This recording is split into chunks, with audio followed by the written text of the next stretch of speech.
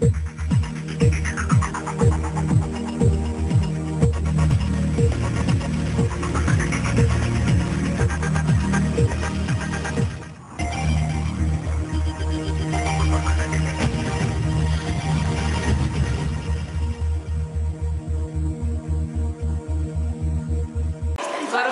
dia! Hoje o tema do documentário será sobre a tradição e modernização das universidades.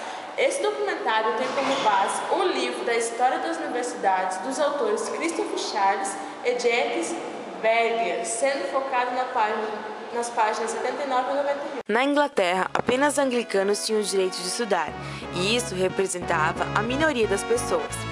Dormir na faculdade e um alto custo eram características da universidade. Em Cambridge, ocorre melhora no ensino dos alunos devido aos triplos. Depois, formam-se universidades em Londres para não anglicanos. O governo Whig, liberalista, criou uma universidade que permitia disciplinas habilitadas e possibilitava a entrada de pessoas não aceitas na tradicional. Diferentemente, ocorria na Escócia, onde a maioria das pessoas tinham acesso às universidades, podiam estudar e trabalhar, pois a mesma possuía um baixo custo. As antigas universidades ainda possuíam nomes conhecidos e eram ligados à igreja.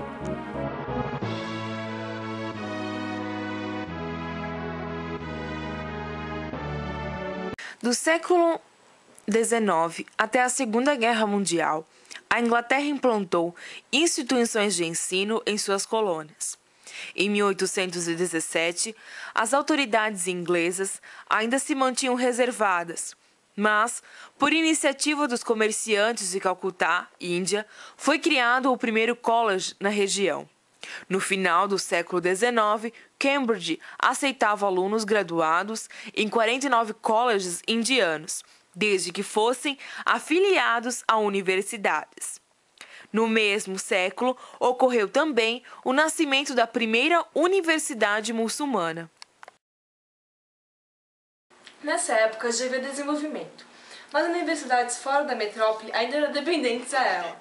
Os estabelecimentos não disponibilizavam doutorado e nem tinham função de pesquisa. Os alunos mais avançados precisavam ir até a metrópole para estudar. No Canadá, Austrália e Nova Zelândia, a criação das universidades corresponde às necessidades da construção de uma sociedade cada vez mais complexa e que carece de quadros. Estes, no entanto, não podem ser buscados na metrópole devido à distância. A maior parte dos colleges e universidades dessas colônias tem filiação religiosa, como, por exemplo, na Igreja Católica.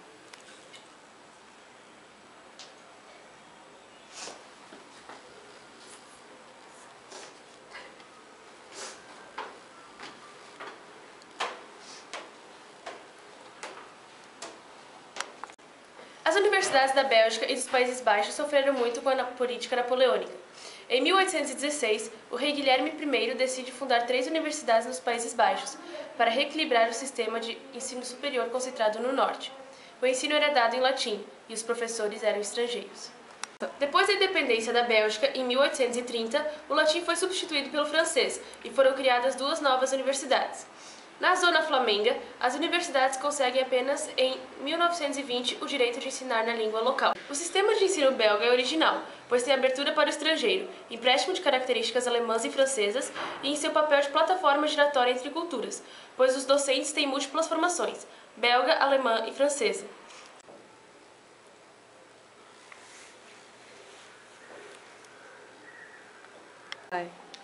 Essas universidades têm o direito de fornecer doutorados, e a Constituição de 1848 permite a abertura de universidades particulares.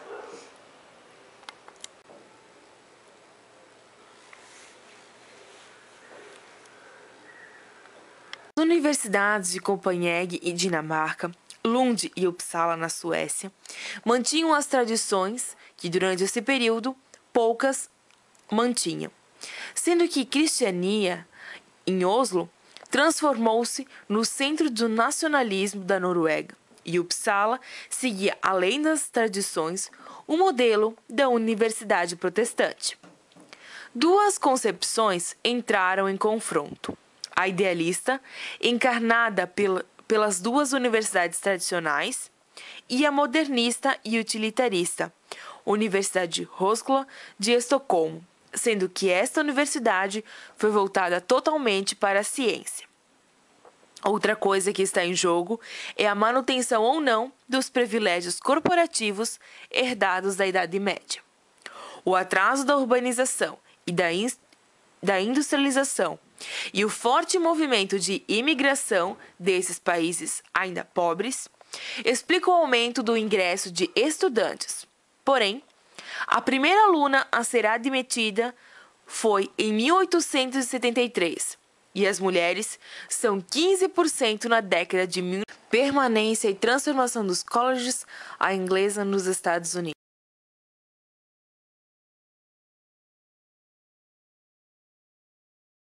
Em 1776, existiam apenas 10 instituições de ensino superior nos Estados Unidos. Após 20 anos, apareceram 20 novas instituições renomadas.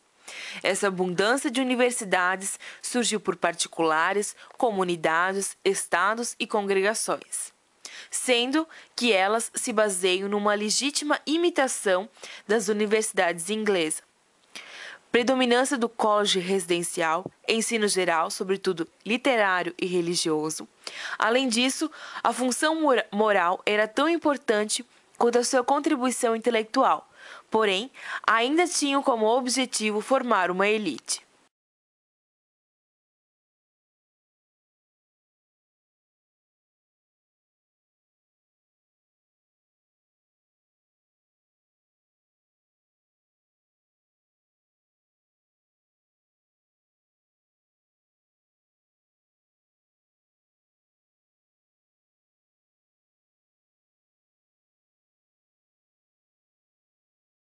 Educação propriamente profissional para direito e medicina era através do mesmo sistema dos colleges como na Inglaterra, e para receber o BA, Bachelor of Arts, eram obrigados a ir para a Europa, sendo que o primeiro doutorado em Yale em 1861. Os professores são inicialmente transmissores de um saber recebido, e a pesquisa continua sendo, nessa época, muito marginal ou um simples prolongamento do ensino. Algumas transformações começam a surgir. Os estudantes formados na Europa, alguns se tornavam professores ou dirigentes das instituições universitárias e procuraram modernizar os cursos, procurando um nível de graduação do padrão europeu. Entretanto, durante esta época, com a expansão dos continentes, ocorreu um crescimento igual à diminuição da parte dos colleges para as escolas profissionais, sendo que os colleges eram heterogêneos, devido às diversas faixas etárias. O que marca essa diferença era o grau de ensino que cada um estava realizando, parte secundário e parte superior. Uma particularidade do ensino americano foi a precoce entrada das mulheres no ensino, sendo que a burguesia protestante preferia a fundação de colleges reservados para as moças, sendo o mais conhecido Sete Irmãs, e em anexo universidades como Perdue para Harvard e Barnard para Columbia. Crescimento das universidades na Rússia. No século XIX, iniciou-se a construção de um sistema de ensino superior e secundário na Rússia, com exceção de Moscou, que foi em 1775, e de Kharkiv, em 1804. A capital russa, São Petersburgo, inicialmente contendo só estabelecimentos técnicos e especializados, promovida por 5 ginásios e escolas militares para nobres. Só consegue sua primeira universidade em 1819. Essas universidades já não continham o modelo francês de escolas, e sim o modelo alemão, com professores alemães ou russos formados na Alemanha. Porém, apesar de utilizarem o modelo alemão como prática para a organização das universidades, toda a história universitária russa, voltada para a ciência e teoricamente autônomas, é semelhante às das grandes escolas francesas. Essa tensão foi marcada por momentos de repressão, militarização e fases liberais.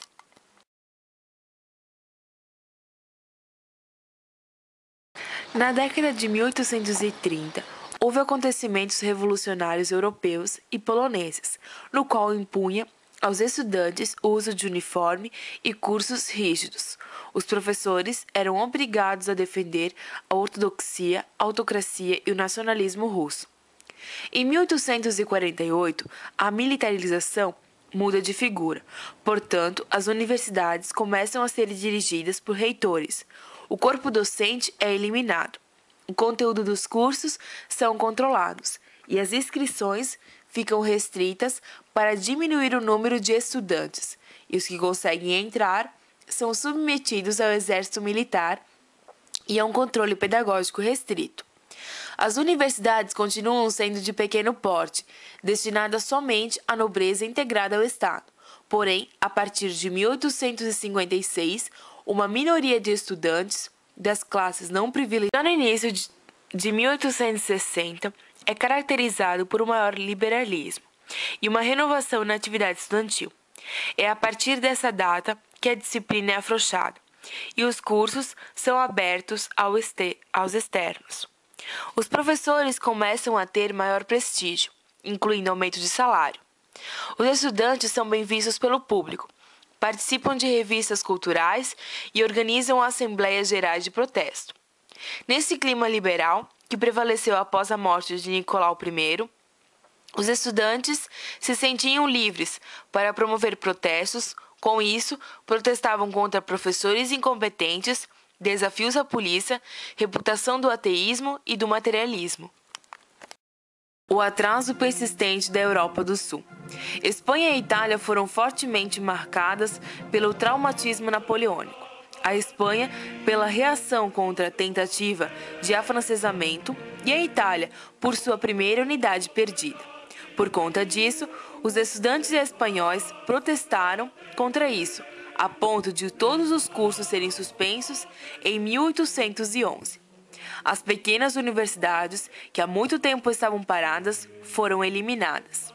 Depois da lei de 1857, vão restar apenas 10 dessas universidades, sendo que a única universidade é fundada em Madrid em 1821.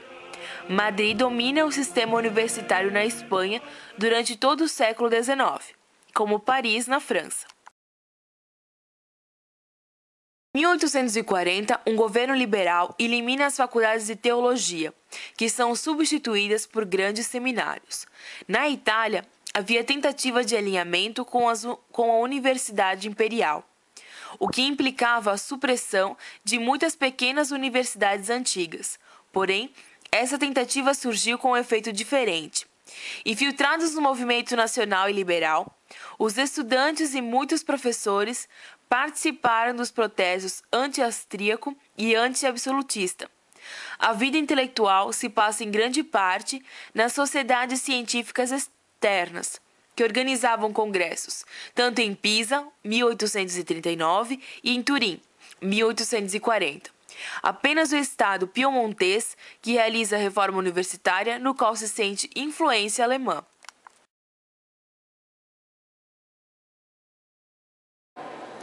Essa primeira parte do século XIX é marcada pela ruptura cada vez mais nítida com a herança universitária antiga. O espaço universitário europeu ampliou-se consideravelmente uma vez em que ele se estende, atualmente do Pacífico Rural, contando mesmo com os ancadouros no além do mar, na Índia e na Oceania. Seu modelo alemão clássico torna-se cada vez mais influente os modelos centralizados estáticos à francesa, assim como o modelo colegial à inglesa, continuam sendo alternativas possíveis.